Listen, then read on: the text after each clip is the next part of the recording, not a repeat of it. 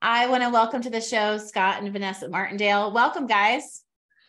Thank you, Melissa. We're so glad to be here. Great to be here. I am excited to see you. We are in real life friends, which is always fun. As in real life friends, we never see each other. You know what I mean? It's like, Yep. So I was excited to see you guys just on a personal level. You guys have a new book out, Blended and Redeemed, and it's a beautiful book. So helpful, so resourceful. Talk to us a little bit about the heartbeat behind the book. Well, I will say this, and there's two different heartbeats here. You've got mine and you've got Vanessa's, and they're both just a little bit more unique. Obviously, as a blended family, we have firsthand experienced and lived through some of the traumas and the victories of being in a blended family. And as an LPC and as a studying LPC, we love to help people as well. And I'll let Vanessa speak to maybe her side of, the vision for the book. My side was really to provide a great, practical, up-to-date resource, not only from the firsthand perspective from our story, but also we interviewed over 60 couples around the world and got to know their blended family. And so ours combined with theirs and a lot of practical knowledge and then a lot of spiritual backing. I'll let Vanessa speak to that.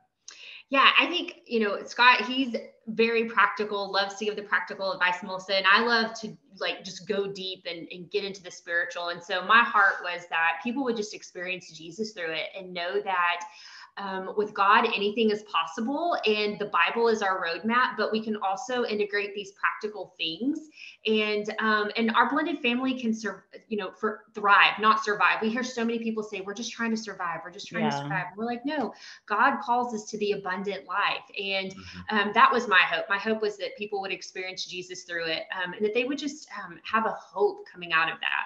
Mm-hmm. I love that so much.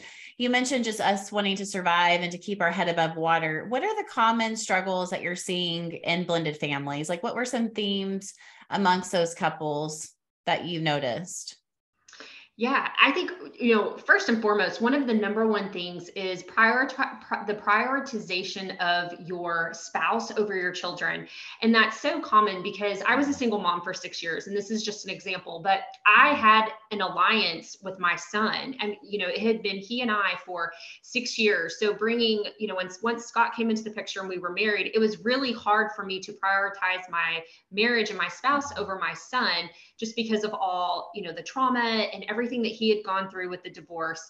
I just felt like I needed to, hold on to him and protect him. And so we see a lot of marriages, people who are in remarriage really suffer with that. And it's often the cause of their second divorce, which we know in remarriages, the percentage of divorce goes up about 10%. And so that's probably one of the number one things that we see. Yeah. I think the other common element of challenge is just co-parenting and co-mingling of children. We understand that the product of a blended family is the result of some trauma or divorce or maybe an unplanned pregnancy, and co-parenting that exists there can be a little toxic. We always celebrate stories of great co-parenting and people who have amicable relationships, but we hear the majority is, hey, there's some toxicity here. We can't communicate. We can't get on the same page with how we're raising our kids. And then you add in a blended family and a new spouse, or maybe two new spouses, maybe both of the co-parents got remarried. And that also adds in the complexities because you have stepmom or stepdads that are inputting. And then on top of all of that, you have the kids who are just really trying to make sense of all this. And early in that blending process, there can be a lot of dysfunction and a lot of need for external help. Yeah. I love that you guys come at it from a counseling perspective as well. So all of these stressors are stressful, and living is stressful, right? Parenting is hard. Being married is hard. But you add all these factors. What are you seeing as far as from the parental point of view and the children for their mental health and the struggles and challenges that they're facing? Yeah, I would say from the children's perspective, so our highest client population at our counseling center is teens, and a big majority of them come from blended families. And a lot of them struggle with identity and anxiety. Yeah. Those two things. You could even throw depression in there, but anxiety is number one. Mm-hmm. Yeah, I would also, and Melissa, from you and I are both counselors, we're all counselors. I think the one thing that we're really striving to do through almost every interaction we have is to destigmatize counseling. Yeah. So one of the biggest problems is that people don't go. Right. And that people are scared to go, or they're intimidated, or they maybe have heard bad experiences, or maybe they watched a bad YouTube video, whatever the case may be.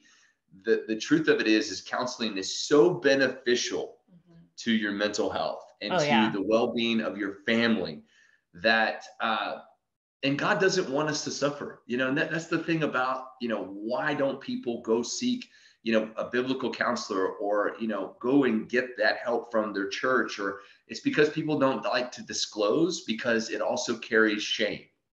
People think that if I tell somebody my problems, well, I'm going to feel shame for that, and I'm going to carry that shame in perpetuity.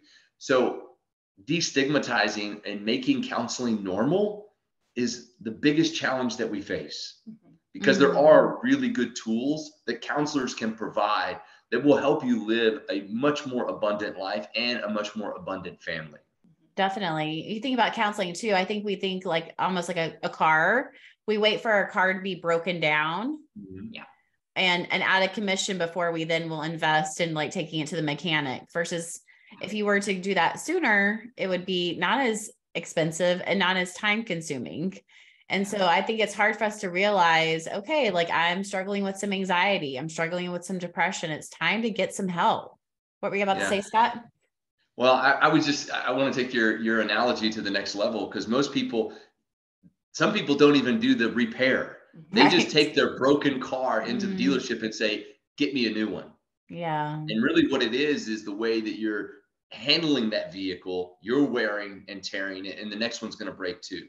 So really just getting the tools that you need to be successful. We say this so many times. There are two things that we found out real quick. One is that we needed to learn how to be married. Yeah. We needed to learn the tools that needed to be there to be married. And two, we didn't know what we were going to need to know. So we needed to continue to find resources so that our life could be, blessed and we could deal with the challenges. Yeah. And I would say just coping mechanisms. I think that's, coming from the children and a lot of the teens that we see, they just don't know how to cope. The world has been turned upside down. Parents have gone through divorce. They're in this blended family. They're just trying to make sense of it. And no one's taken the time to really sit down with them, see what it is that they're needing, what they're feeling, what they're going through, what their thoughts are, and give them some healthy coping mechanisms, or just I call it the toolbox, some tools in their toolbox that they can utilize when they are feeling stress, or when they are feeling anxiety, or when it comes to transition day and they're going back and forth and they're like, hey mom, I just need 10 minutes to be alone in my room so that I can, recuperate from what has happened and get my head around being in the new home this week, things like that. Yeah, I think that you bring up a really good point. And like transition day, if you're not in a co-parenting blended family situation, you don't even know about that. So Scott, you mentioned like not knowing what you don't know.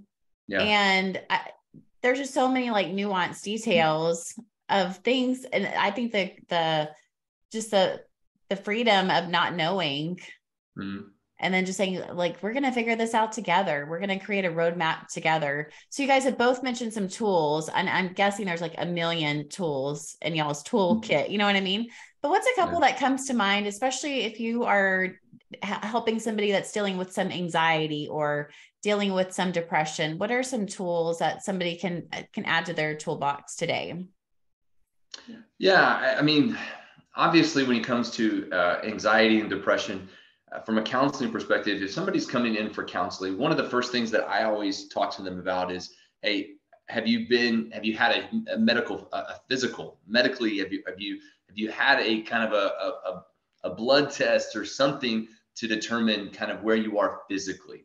I think a lot of people do have physical ailments that they literally just do not pay attention to. And over time, it has wore them down mentally and emotionally. Can I jump in there? Can I jump in there really quick, Scott? Sure. I'm in a season now where I've been in counseling for about 6 months, back in counseling. I've had many stints with it. And I was telling my counselor about my struggles with sleep. And he was like, have you had a physical lately? And can you go get some blood work? And I'm like, I do this all the time, but whatever. I'll go do it because, you know, I'm paying this guy money. So I'm going to listen to what he has to say. And so I go to the functional doctor. If you're local, her name is Leanne Scott. Fantastic. Quick plug for her. And in my blood work, it showed like everything that you can be low in for sleep, everything that you can be low in that affects depression and anxiety. I had it. Yeah. Wow. And I had gone to a medical doctor but they didn't tell me what those results meant, because I was either not like sufficiently below level, or they really weren't looking at it according to my age. So I started taking the supplements and making changes.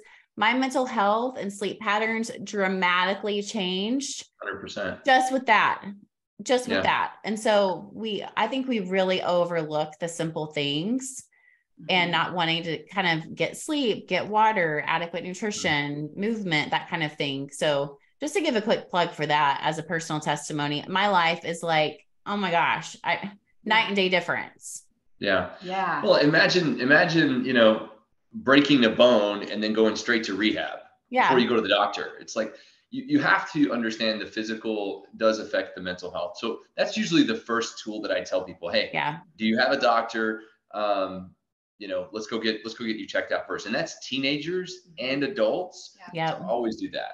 Yeah. And I'm an RN also, Melissa. So when you were saying that, Scott, I mean, there's so much stress in itself, you know, especially high stress jobs. You know, if you're a medical responder, a teacher, CEOs, college students, you see this a lot. And sleep, like you were talking about, is one of those things. And your cortisol levels, it messes with your sleep-wake cycle. When you don't get enough sleep, you get anxiety, you know, depression, all of those things happen. So I very much back that up.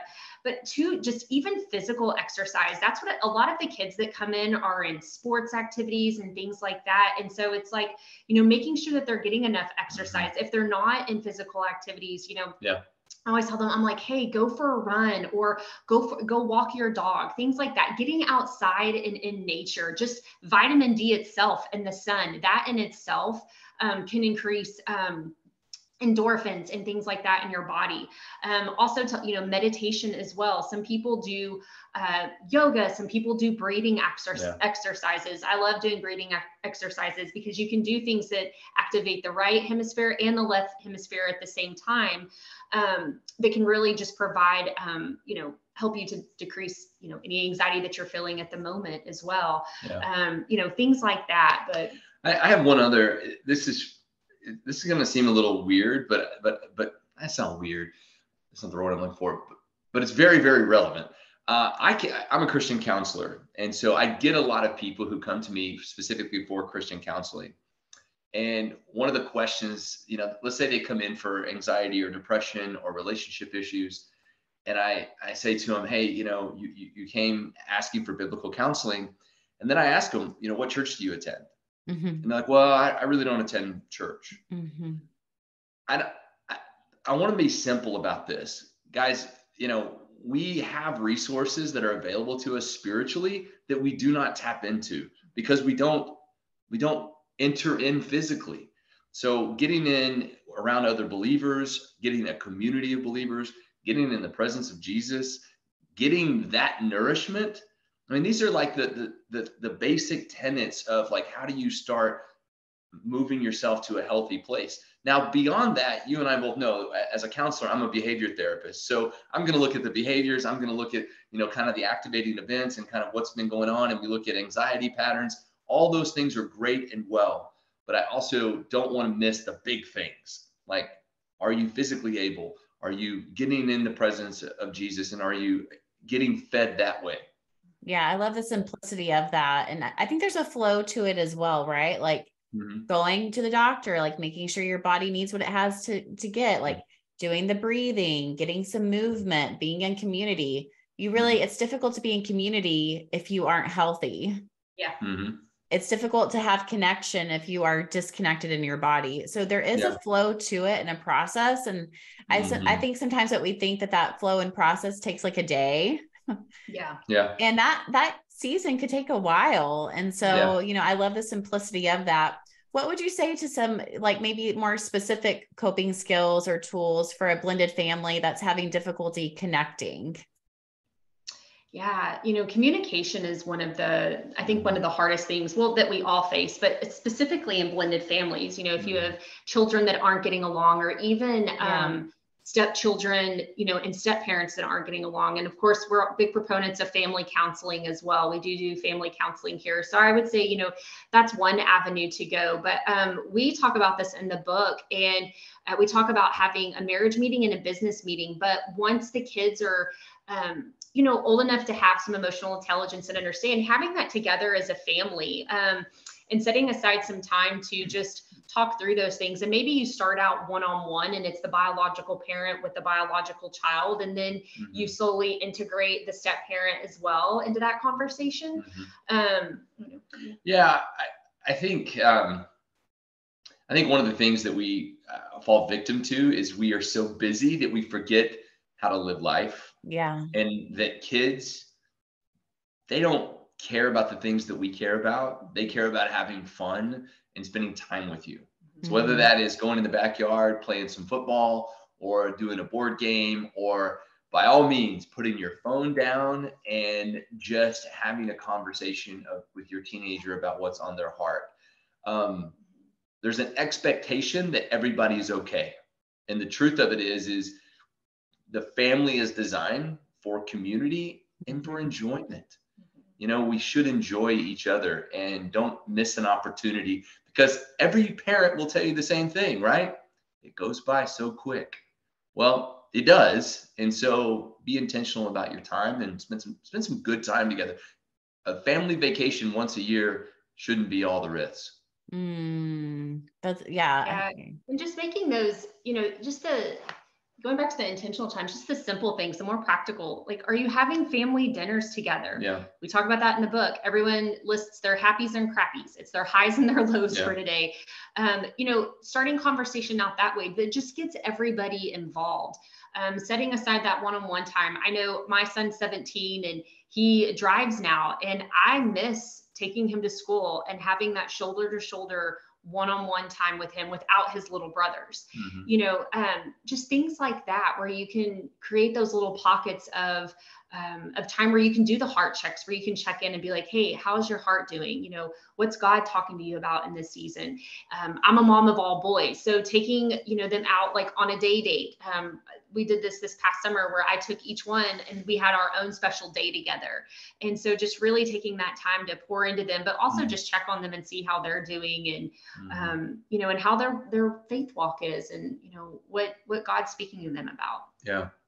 That's so good. I love the element of time. It's our most valuable and limited commodity. And with kids, it doesn't take a lot of time. This morning, I was braiding my daughter's hair before school, and I was talking with her about some friend drama that she's having, because there's always lots of friend drama. And I was like, you can take my advice or not. I have a trash can in my office, so it's not just for Kleenexes. It's for anything that you don't want to take with you. So I have the same thing with my kids. Like, if you want to take this, awesome. If not, no big deal. But these are my thoughts. And so I gave her my advice, and she was like, oh, I don't really like that. I was like, oh yeah, that's fine. Just think about it. But then her dad, my husband, took her to school, and on the way to school, she's like, yeah, I think I'm going to do this. You guys, it was verbatim what I said. So I was like, okay, mom win. That felt really good. That's awesome. So it can feel like our kids aren't listening to us, but the more we talk, the more we share without expectations, I think the more freedom there is for that relationship to grow. You guys write this in the book, that expectations are the thief of joy. Talk to us about how expectations can really wreck a relationship and why they're to be avoided. Oh, that's a big question. So one of our favorite quotes is death by expectation. So again, I think everybody comes into a marriage, or they come into a blended family with a certain expectations of the way things are going to work, and the way things are going to go, and the way my spouse is going to react. The way it should be. Yeah, the way it should. And setting an expectation that says my spouse is going to react this way, the same way, every day, all the time. or my spouse is going to do this all the time, or my children are going to do this. So it's this expectation that says that I know the plan that God has already laid out. And so it's going to meet my expectation. And we know not only in, normal or, nuclear families, but also in blended families, there are complications along the way. And just being susceptible to the plan that God has versus what we have. Our plan is not good. His is. Mm-hmm. And so being able to ebb and flow, being able to listen to the Holy Spirit to guide us through this, whether it's a beginning to blend process, or maybe you've been married for, like we've been married almost 10 years now, so it's a little different, or to having adult children. But don't set an expectation that God didn't give you, and that maybe humans cannot live up to. Yeah. Yeah. And we see that a lot, I think, with the step-parent, step-child relationship. Step-parents come in guns a-blazing, and they're super excited, and they're like, we're going to have this awesome relationship. And then it takes the stepchild some warming up, or maybe they're just really grieving that their parents are never going to get married again. And then and then for the parent, it's this, they're in this place of, I don't feel loved. I don't feel appreciated. Mm-hmm. I'm overlooked. And again, going back to what you just said, Scott, I think you said it so beautifully, because I think when we just stay expectant in God, like, God, I'm expecting you to do something big. Like, even right now, if it's not, not what I thought it was going to be, like, I know you're working it out right now, and I'm just going to place my expectancy in you versus placing your expectation in a person, because nobody else can fill that except for the Lord. Right. And so I think when we have eyes to see it that way, it takes off all the pressure. It takes the pressure off of your stepchildren. It takes the pressure off of yourself to maybe be something that God didn't intend for you to be. If there's performance behind that, or I need to act a certain way, or do a certain, say a certain thing to my stepchildren. And so I think it takes a lot of pressure off of both parties when we can look at it through that lens. Melissa, let me give you an example. So just this morning, I had a conversation with a guy who I am counseling, who is engaged and getting ready to get married and become a blended family, to a great woman who has a 7-year-old daughter. And he called me this morning and he said, hey, I'm having an issue. She's got this, this child has this expectation and maybe an ideal about what this is going to be like, that's not good. That I'm going to be a bad step parent, or that I'm going to be mean or something like that. And I said, I told him this morning, I said, listen, I said, if the next time you see this little girl, all you have to do is tell her, and keep telling her, hey, my job is to love your mom and protect you and treat you like a princess. That's the expectation that I have. And just kind of reiterating this to him, because we've talked about expectations of people, but kids also have expectations too. Yeah. And they may have negative expectations. Mm-hmm. And that happens a lot in blended families. So again, getting back to the practical side is just, remember that, hey, you've got a couple things you got to do, and then let God take care of the rest. Mm-hmm. I love that. And I think even just affirming that child, like, thank you so much for telling me. That took a lot of courage for you to be brave. And I wonder where that expectation comes from. I think with our kids and with our spouse, like what's led you to have that expectation? I'm not meant to be a counselor in my own marriage or with my kids, but we can still ask curious questions that lead to connection. Vanessa, I was going to ask, like, what's the antidote to expectations, but I'm hearing you say the antidote to expectations is really expectancy in God. Would you say that's true? Yeah. I mean, because I think we've talked about that so much. I would love talking about it. But yeah, I think just placing your hope, because I can expect Scott to do something all day, or even to this day, like I'll put well, I thought you were going to do this. And he's like, well, you didn't tell me you wanted me to do that. I think sometimes you just got to be really practical. He's like, I'm not a mind reader. But yeah, I think in certain situations, it's okay, God, like, I'm just believing your best. And we've been saying that, believe God's best for the day. Like, I'm believing for God's best today. Yeah. And whatever that looks like, however it looks like, not all of God's blessings are packaged the same. They're usually not. But just believing in that. So yes. Yeah. I saw somebody on Instagram last week. She had a post and it said the same phrase over and over and over. I think it was like 15 times the same phrase. And her point is that we have to keep communicating what our needs are. Good. And I think whenever we've been in a relationship for any length of time, even a few months, we feel like they should know us. They should understand. And I've been married for 21 years. Shout out for that. We just celebrated our 21st. And I can tell you, I still have to communicate what's going on in my head. He still does not know. He knows a lot. But even still, it's still good for me to communicate. This is what I'm needing. This is what I'm frustrated about. Yeah. And because it's a healthy and safe relationship, he'll tell me like, thank you for telling me your frustrations. Yeah. And every time I'm like, what? You want to hear that? Like, I hate that because I hate conflict. I don't want to hurt anybody's feelings. I know he didn't mean to. But I think whenever we're honest about that, we take that time to communicate. To me, it really eliminates expectations. Yeah, it's good. You know, what's funny is I do a lot of marriage counseling, and one of the most practical, helpful tools that I provide couples and I tell them to do is get yourself a little whiteboard and put it in your bedroom or put it in your closet, maybe where nobody else can see it. And you can write little messages to your spouse like, hey, this week, I really need these 3 things. And it's just kind of a reiterating reminder that we can't read minds. Most of us are really bad with reading body language. And there's a lot of things that are going on that will distract us. So sometimes you just have to get practical about communication. Like just put it up and tell me what you need, and I'll tell you what I need. Yeah. I mean, I think when it comes to especially conflict, but even just communication, it's not the time to get all cutesy. You know what I mean? I feel like the more specific you are, the more tangible it is and the more routine it is, you know, what's happening and they know what's happening. And so it really can help to create, you know, smoother communication. Yeah. So I want to switch gears a little bit. And in the book, you guys talk about inner vows. As a counselor, I love talking about inner vows. I think they're so powerful. Talk to us about like what an inner vow is, because that's not a term that everyone knows. Yeah. So an inner vow, and the way we term it in the book is, it's a false promise that we can make to ourselves out of pain or anger or maybe trauma that we've experienced when we were younger. So an example of an inner vow would be, this was an inner vow that I made, and it was, I am never going to get married again. I am never going to trust men again. I will never allow someone to hurt me like that.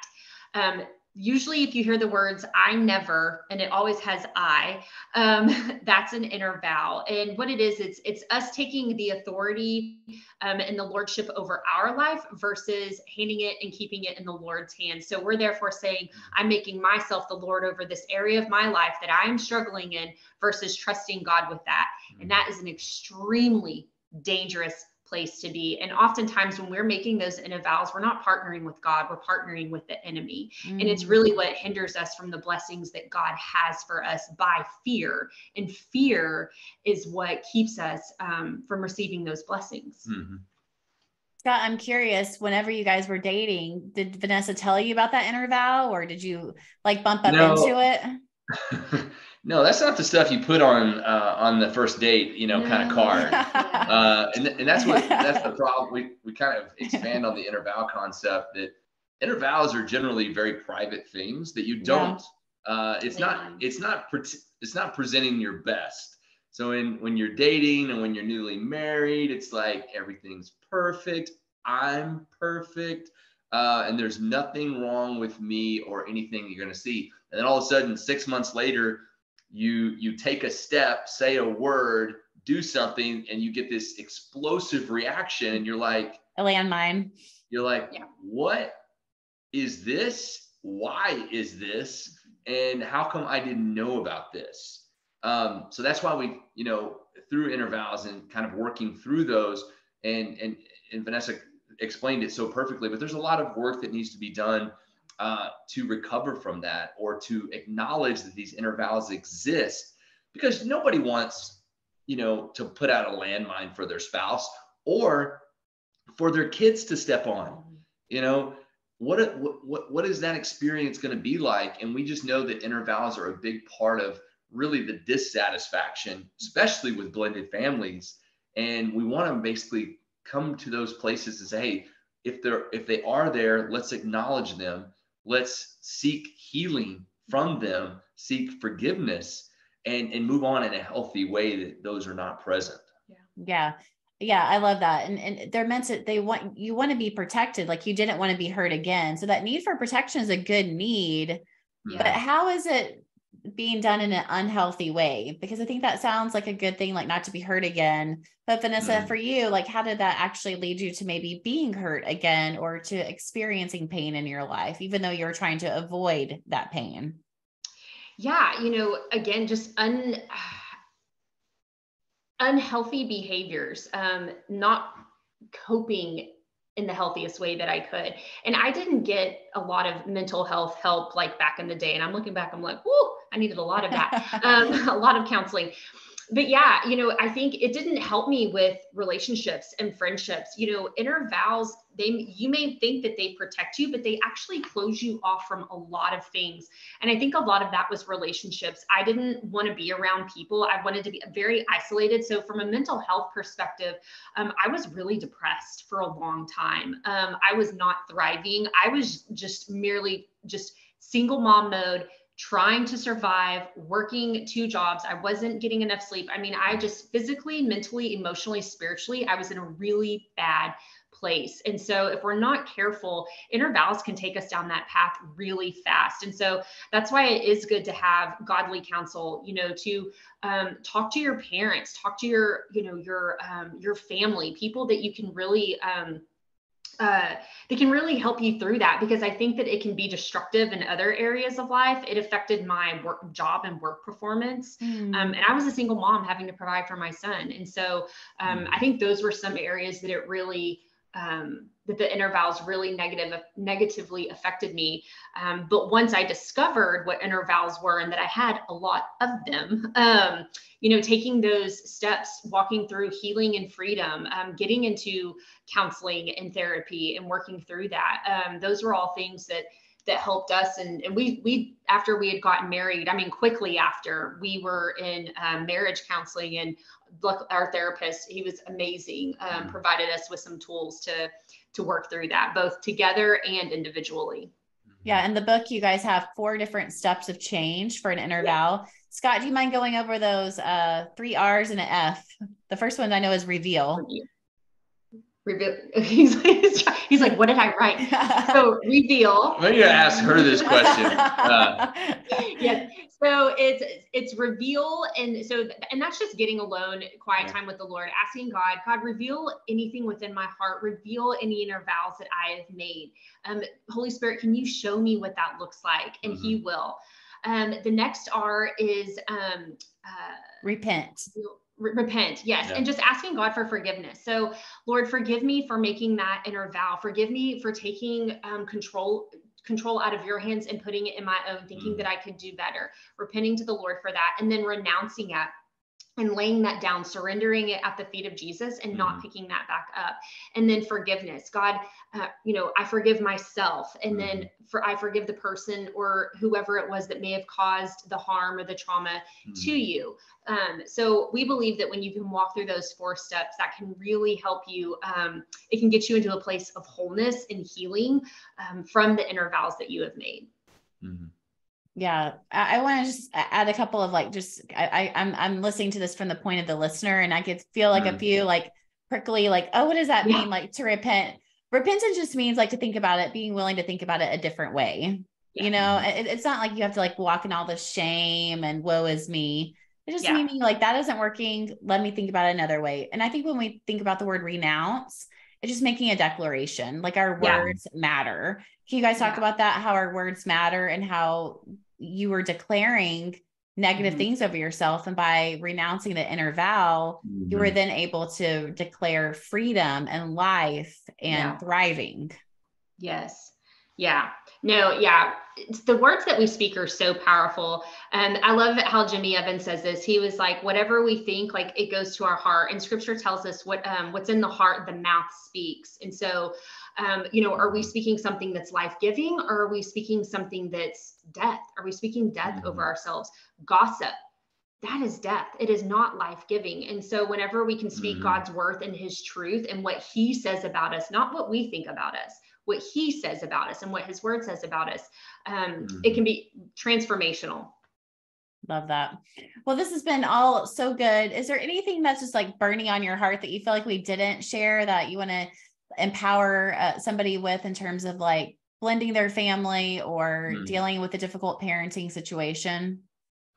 Well, I think there's a lot, and the book really does cover a lot of material. If you are in the DFW area, or if you're within the sound of our listening voice, or really wherever you are, just know that there's a lot of resources that Blended Kingdom Families provides. But more specifically, we have an amazing conference that's coming up September 30th of 2023. I don't know when somebody's going to hear this. That we'll do every year. It's called the Blended Couples Conference. That'll be at Fellowship Church this year. So if you're looking for community in your blended family or looking for resources, we would just love to invite you to that event to get fed. It's tremendous speakers and time of worship. And we're just going to an all-day conference just specifically for blended families. So I love that. Yeah. And there's actually a counselors panel. So it's licensed therapists who are all in blended families that will be answering mental health and blended family questions. Yeah. But yeah, I would just say to the listener, maybe who's just struggling today, in your blended family or in your co-parenting relationship, our mission verse is Luke 1:37, and it's for nothing is impossible with God. And it doesn't mean that it's going to be easy. God didn't promise us easy. There's going to be hard days, but anything is possible with him. Just continue to put your faith in him. And we just want to say thank you so much for Melissa for having us on today and being able to share with you guys. Well, I always love talking with you guys. And I love that verse, Vanessa, because it can feel impossible. Yeah. Especially when it comes to parenting. I mean, parenting is just like a full throttle, scary roller coaster ride that you have no idea what's coming or even sometimes what's happening in the moment. And so to remember that all things are possible through God, it sounds so simple, but yet it's that simplicity is what we need. Yeah. So thank you for that reminder. Where can we find you guys, including your counseling center and your book? Because you guys and you have a podcast. You guys are just full of like so many amazing, high quality, really good resources. Oh, thank you. Yeah, we're at blendedkingdomfamilies.com. So you can find us there. We're on all the different social platforms, all the podcasting platforms. And then our counseling center is Seven Therapy Co. And it's SEVN. And it is located in Colleyville, Texas. But you can find that at seventherapy.com. Yep. Well, I will definitely include that in the show notes because a lot of people are trying to find counseling and they can't find it. And I just learned before we hopped on that you guys are actually going to be on insurance panels. And so that's going to open up a whole new, and you guys have lots of counselors on staff. So definitely check them out if you're in the Texas area. And because getting good counseling is an amazing thing. Well, thank you guys so much. Thank you, Melissa.